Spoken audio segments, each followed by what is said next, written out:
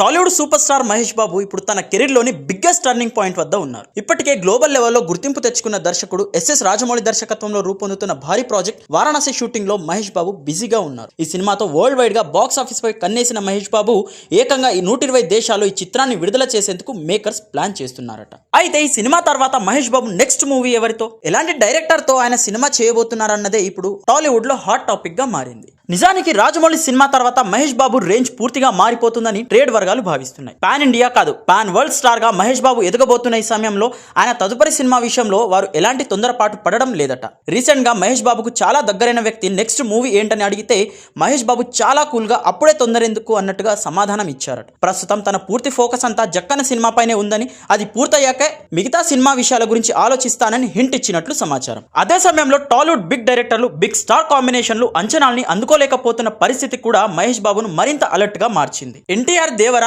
Ram Charan game changer లాంటి ఉదాహరణలు చూసిన తర్వాత రాజమౌళి తర్వాత చేసే సినిమా మహేష్ బాబు కెరీర్ ను మరో లెవెల్ కు తీసుకెళ్లేలా ఉండాలని ఆలోచిస్తున్నారట.